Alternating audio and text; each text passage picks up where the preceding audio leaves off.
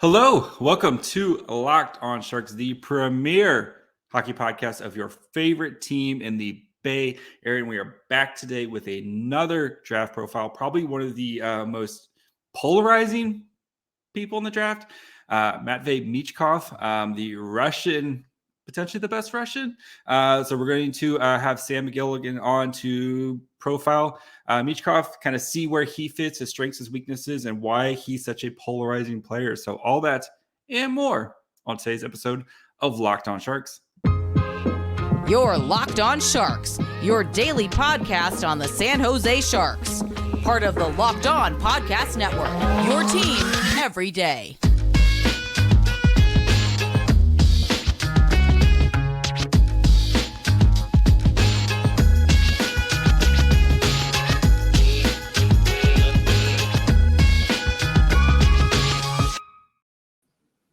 I'm your host, JD Young, contributor at Fear the Fin, RIP, and San Jose Hockey Now. I want to thank you guys for making Locked On Sharks your first listen. We're free and available wherever you get podcasts. And of course, you can watch this bad boy on YouTube as well. And we bring in Sam McGilligan of McKeen's Hockey, also Scouch underling. And I think you're the one who actually makes Scouch look good, right? That's what I heard. That's definitely what's happening. That's all the behind the scenes work nobody knows about. He doesn't even watch hockey. He doesn't even like hockey. Yeah. He's a fake. He's just the face of the whole franchise. I would like to one day just be the face of the franchise of something and actually have to do the work, but you get all the credit for it. So yeah, I hope he never listens to this. Scouch will listen. You better, Scouch. Anyway, so Sam, we brought Sam on to talk about Michkov, who has to be one of the kind of most polarizing people in the draft. I mean, you have him, there's just so many questions about him, what type of player he is, how his game actually projects into the NHL. Before we kind of get into his strengths, his weaknesses, and everything about his game, let's kind of get to know at least the stats. So Michkov, right wing player, he's on loan to Sochi in the KHL. 5'2", 172 pounds. I think he's put on some weight. Apparently, he was 150 this summer, or under 150 pounds this summer. So he's put on some weight. 23 games in KHL this year. He has 7 goals, 6 assists, and on 66 shots on goal. And Sam, what is Michkov? What type of player is he? He's a really interesting player he's one of the hardest players that you can just give like a blanket, kind of like a generic couple word statement for. If I have to come up with it, he's an exceptional off puck scorer who is really good with a handful of touches when he's on the puck. Like that's when his game looks like it's at the best. He just moves around. He gets open so easily. Then he gets the puck and then he can make just a couple of touches, make a really nice pass or really get a really nice shot off. That's him functioning at his best. And when it's all going, it really is incredible. Like a part of the reason why he was so polarizing and why I think that polarization is stopping, especially since the move to Sochi, is because before the move, this would have been an entirely different conversation. Michkov was holding on to the puck for what felt like years at times. He would skate across the blue line, basically touching the left wall, and then he would just fire it at the net. He would sit there at the defensive blue line with the stick on the ice, waiting for the 5-on-4 penalty kill basically being played to end so he can dart up the ice with the puck. He had a really nasty habit of skating into the zone and just basically staring down the net. Everyone knew he was going to shoot, and then he would still shoot anyways. It was a lot of really confusing parts to his game. And the part that I should have mentioned when I criticized him earlier in the season and didn't was I kind of thought it was wild that a player this young doing this on a Russian pro team was just getting away with it, which made me think the coach was being like, yeah, man, go do this, which he was. But it's very clear that the coach wasn't giving him too much insight beyond that, or giving him a lot of structure to his game, because it was a snap of the finger. Yeah. It might have been.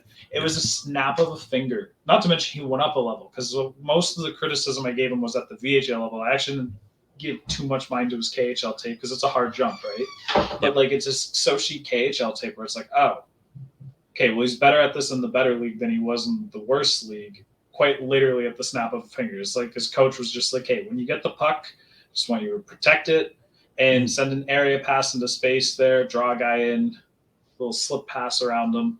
Your teammate will go up and just kind of like play off of him. And Michkov goes, okay. And then he does it like really well, actually. It's awesome. And this is like the part of his game that kind of flashed before, but like people were still a little, like I was skeptical on, not because I didn't think he had it in him, but the whole decision-making process was so out of whack that it felt like it was impossible to fully read. And it's like, that's like the nice part about why you don't scout players for like 3 months and then make final judgments on them, because there's a whole season for a reason. Yep. He really, really has like kind of got rid of a lot of those bad habits. He clearly has coaching. He clearly was much more willing to be a playmaker, which he's actually super good at. This is like, he's not just like a shooter. Like he's a great playmaker.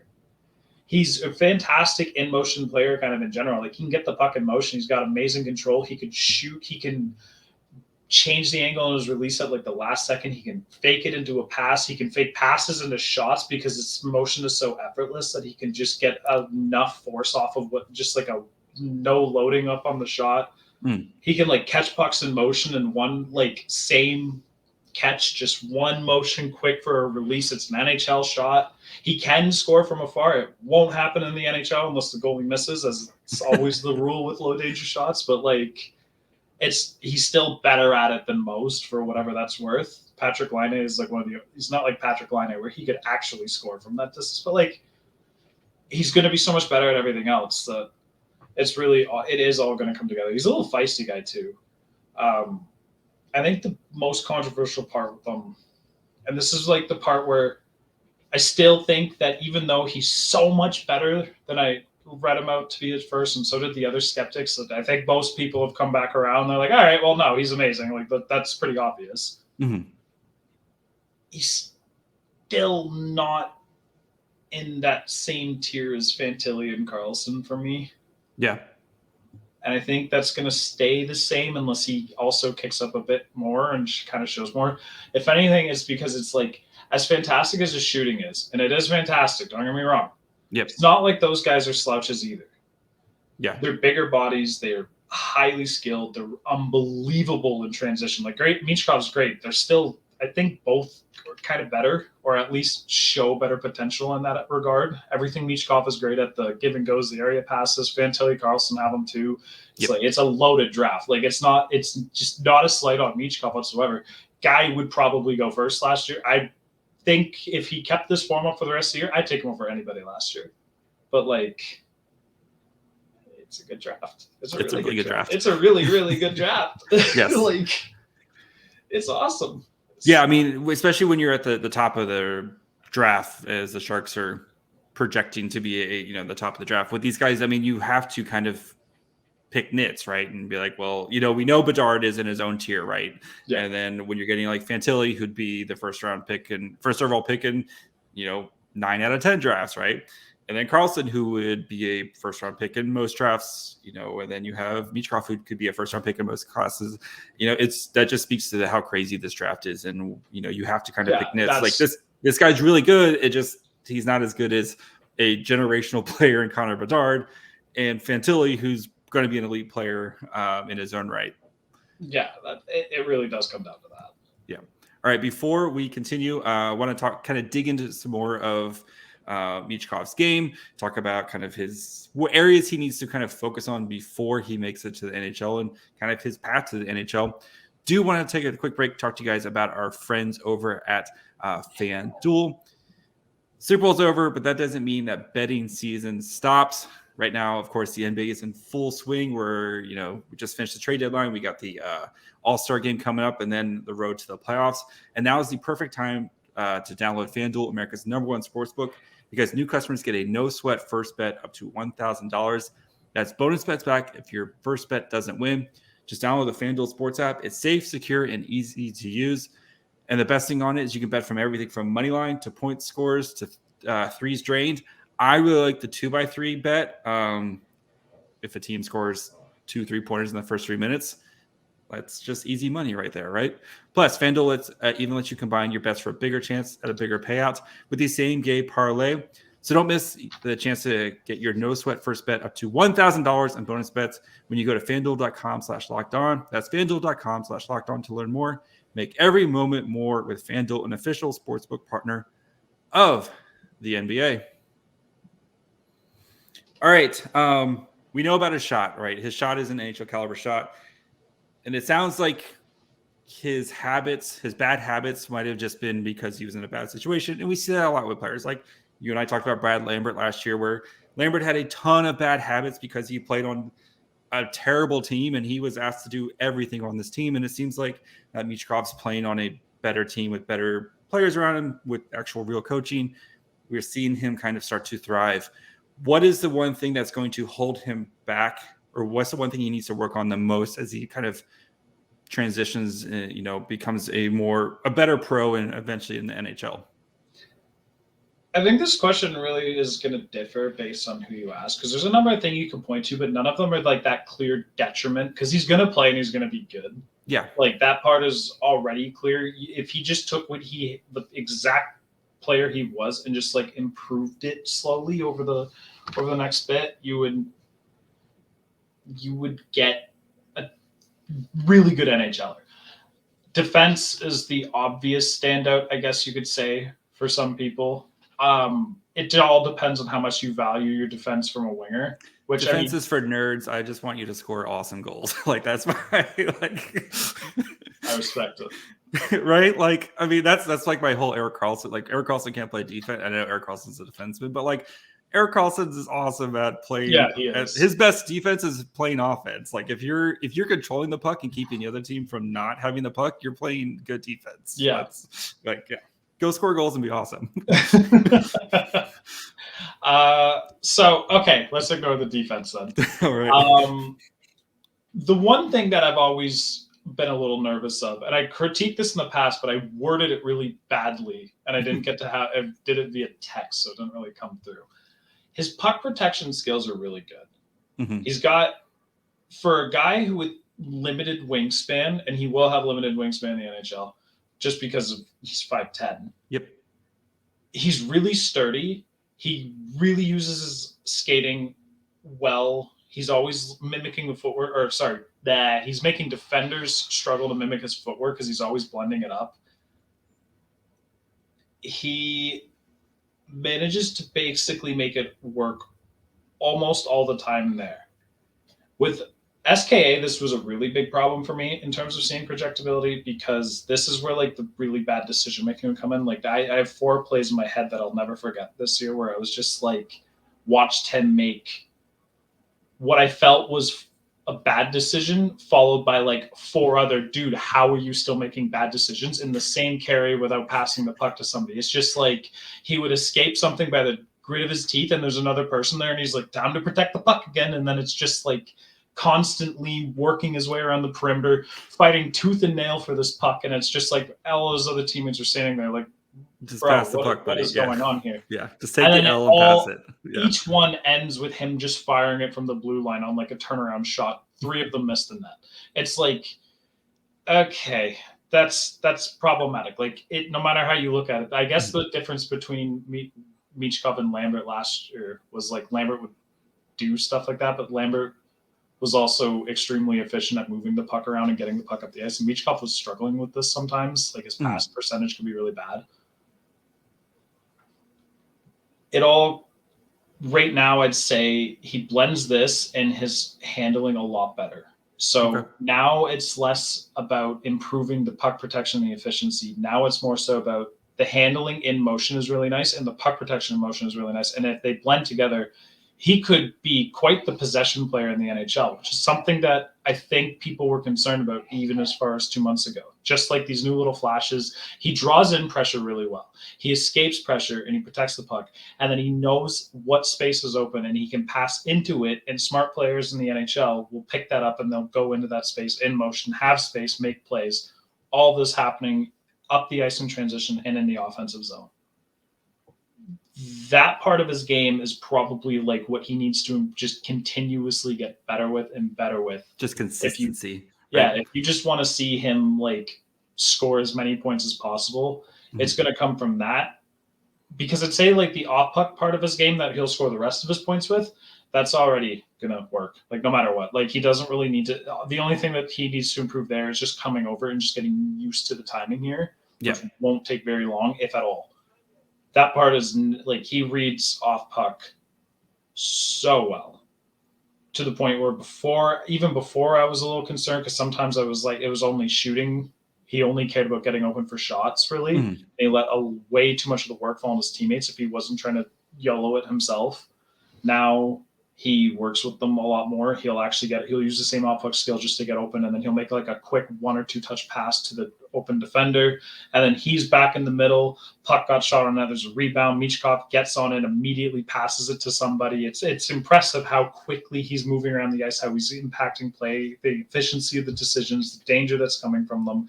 Like everything is just coming up Millhouse for Matvei Michkov since he's moved to Sochi. It's incredible. Good. We got a good Simpsons reference in. All right.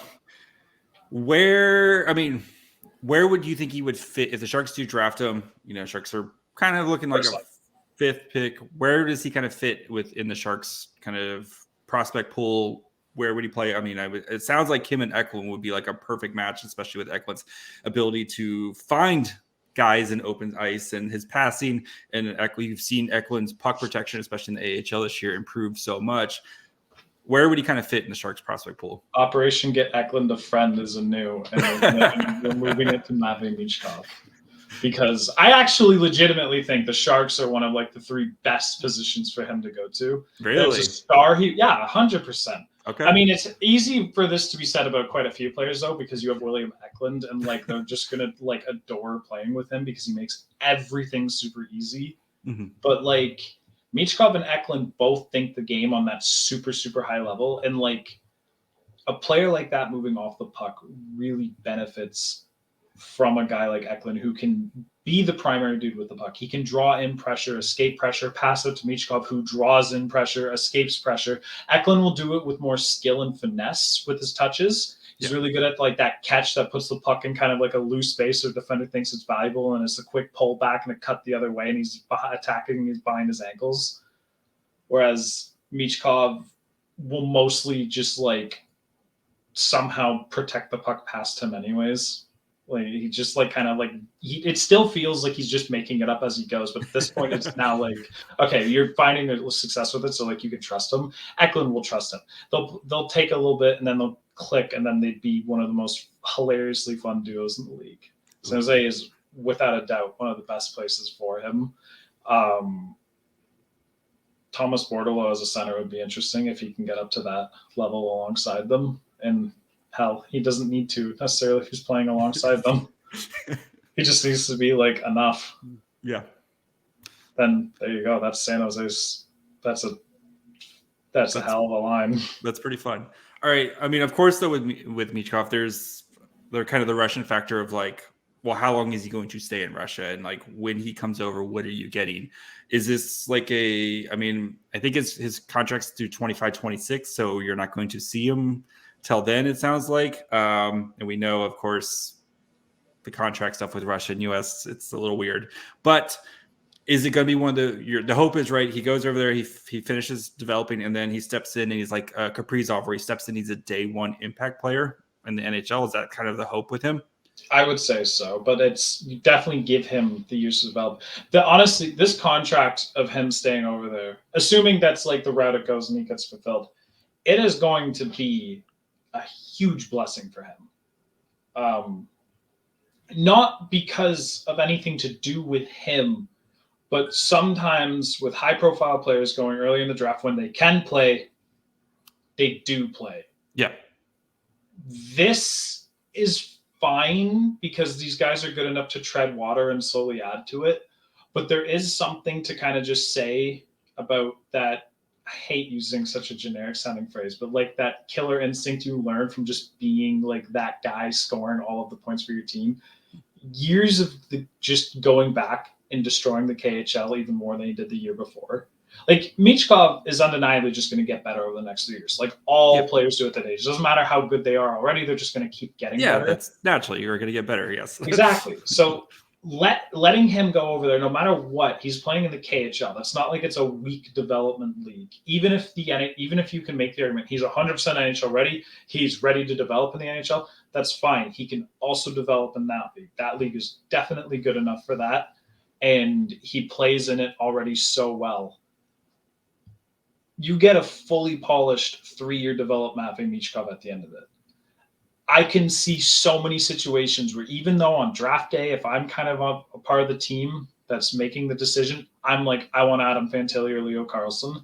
Yeah. If they got moved to the league in 1 year and Michkov got 3 in the KHL, and as a result, Michkov came over as this 100% ready to be like a 40-goal winger right out the bat, and he ends up actually being the second best player in this draft, I'm not surprised. Yeah.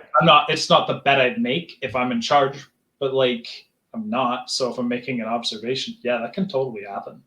Like 100% that can happen. Yeah, it makes sense.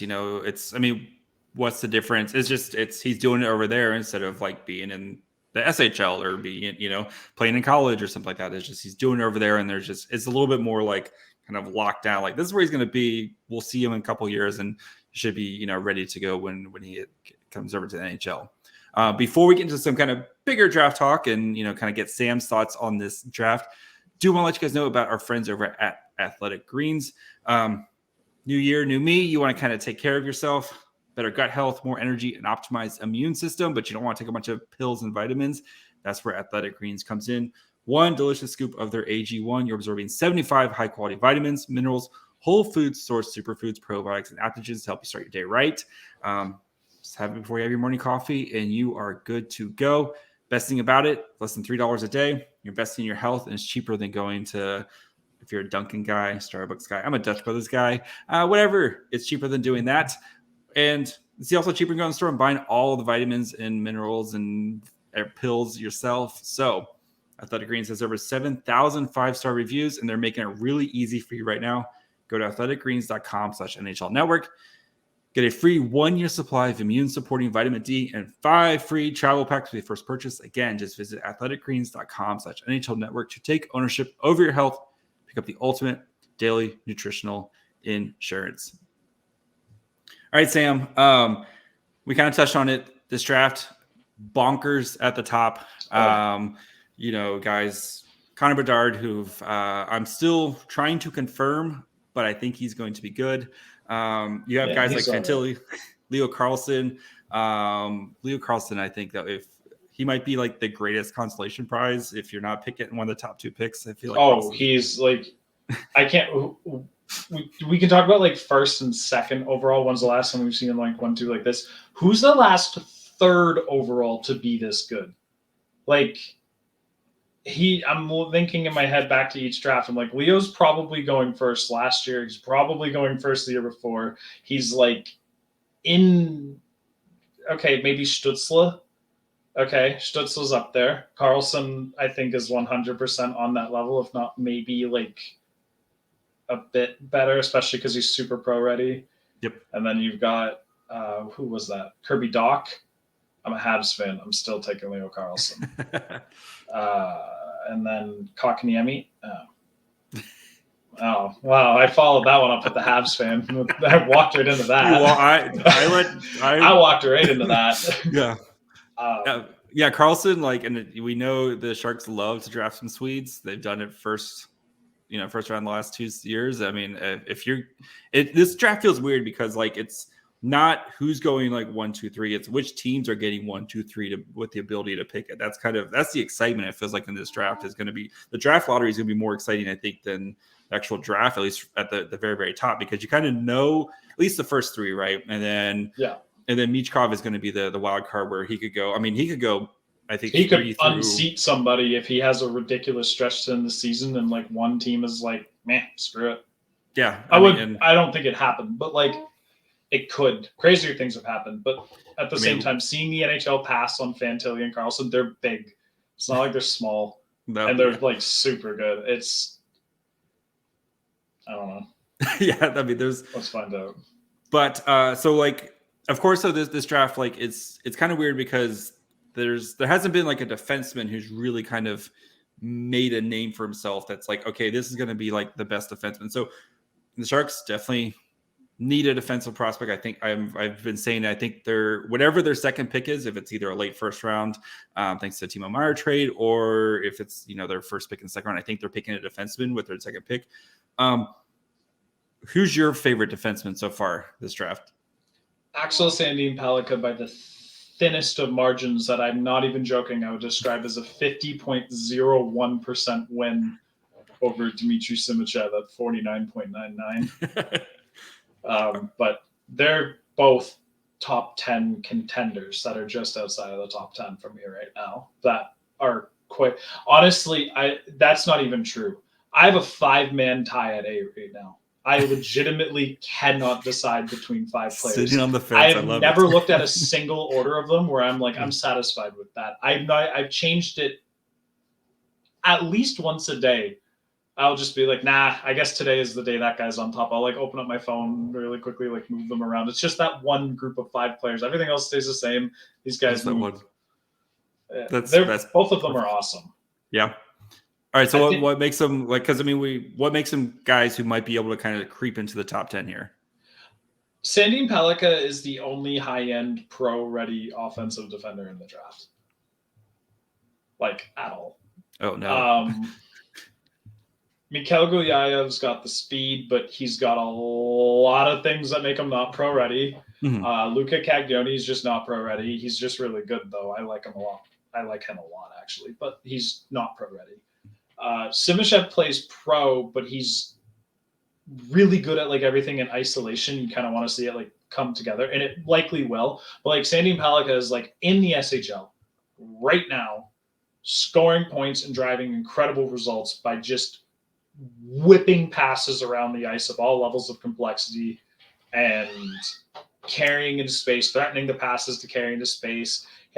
He's now showing off just this awesome defensive retrieval game where he like has all these different little steps into space, all these little like one-touch passes. He'll just get it, quick corral, backhand, forehand, and it's already up the ice without even really looking. Like he's really good. He might be. I don't know if it's. I'm curious when draft time comes around because he's going to get talked about in a few months when the fans are all on the draft and all the playoff teams are out. They're going to really start talking about ASP because he's the only one who's going to show up on the highlight reel the way that like people are looking for, and he's possibly going to get overrated because of it, which is crazy. But it shouldn't take away from the fact that he is still really, really good at it, and he's just like the only like he is awesome. He's the only one who's really good at this. Even for the last few draft standards, he'd still be in the like contending with some of the top guys there. But like he has a possibility of just going like the hype train going way out of control because compared to literally everybody else, no one is doing what he's doing, and he's doing it in the pro league. He's a lot of fun. The Sharks would love him. The Sharks drafting Axel Sandin Pellikka. It's a shame that Carlson isn't like retiring a Shark because like Carlson is the type of player you really want. Sorry, I just dropped that. Didn't even think about that. Sorry, fans. Carlson is the type of dude you want like mentoring the Sandin Pellikka. Like you want that type of Swedish defender because like I never watched draft Erik Karlsson. I wish I could find the footage of like full shift by shift games of him or something like that. I wouldn't be surprised if there's a lot of Sandin Pellikka tendencies in there. Like this feels like that type. This is what keeps him jumping back up to 8th because sometimes I look, I'm like, you really do feel like the type of guy where like if someone develops you, you get 2 years in the SHL, and then someone's like smart enough to give you just like second pairing top 4 offensive zone minutes for like 2 years. 22, 23-year-old ASP could be a monster. Like one of the best offensive defensemen in the NHL. All right, Sam, we'll get you out here on these 2 questions. Number 1, 5 years from now, I'm still doing this podcast for some dumb reason. Who's the best non-Connor Bedard player in the draft? Probably Fantilli. It's one of those like McDavid Eichel situations where like everyone caught up, but even the ones who caught up are still on like the Eichel level. Or like you can maybe argue Marner or Aho or Rantanen or somebody, and it's not unreasonable, but like it's also like they just made it to like the Eichel tier and are maybe better slightly. It's probably Fantilli. He's really good. Fantilli might be better than Eichel, man. Like Fantilli's insane. I know. It's like I think there was a little bit of the like Fantilli, especially because we saw him on the same time as on the ice with Bedard, and it's like, wow, Bedard's doing this, and Fantilli. Yeah, that didn't help. That did not help. I think it really pissed him off what people were saying because like what he's doing in Michigan right now. He's come back with a vengeance. I've noticed. Yes, literally unheard of. I think he's like running a over 2 point per game stretch since he's come back. He's like 2 point in college. Like a draft year player being under point per game would be still having like a wow, this guy's having an awesome season, and Fantilli's out there scoring like OHL scoring rates. Like people talk about Colby Barlow going top 10, and I have no clue what the scoring point per game is for both, but I wouldn't be surprised if Fantilli's recent stretch is higher than Barlow's is in the OHL. And that's not trying to be a slight on Barlow. No, Fantilli is that ridiculous. Dude. Fantilli's that dude. It's nuts. Yeah, I mean that's why I'm praying to the lottery gods that the Sharks can move up here. Andrew Kristolov's the other one, but he's got a little bit more risk. But that dude has done stuff that I'm not even joking when I say this. I don't even know if Eklund can do like the highest level stuff I've seen Crystal do. Maybe that's a stretch. It's been a bit since I watched Eklund now, and I loved Eklund. It's just like I'm watching Crystal, and I was like, wait. Non-first overall generational prospects can do this? That's insane. What? It's crazy. Like I've had like my hands in frustration because I'm like, oh my God, how did he get himself in this position? And then 3 dudes just embarrassed and not a single one of them know what happened. He's all right. I think I'm about to put you down for my Crystal profile. Oh, but all right, last question.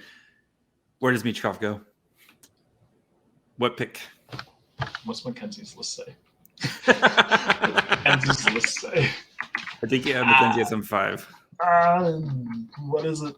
Why did he write so much? He has him 4 still. Okay, he has him 4 still. Where does Michkov go? Okay, there's apparently talk, but not from like people that I don't know. I've seen random tweets start talking about how Michkov might be slipping in NHL favor. I don't think that's going to be true, especially since he's amazing now. I think Michkov probably goes, I'm going to cheat, 6 to 8. And if San Jose goes in there, I genuinely think it's San Jose who takes him.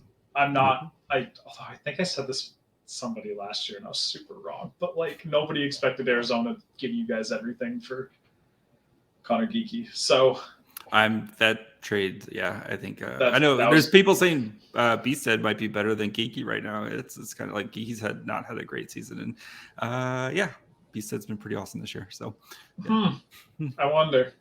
Yeah, I would take Beasthead over Geekie right now. And plus you get Camlin and Havled on top of it too. Havled's awesome. Havled's great. Yes. All right, Sam, where can the people find you?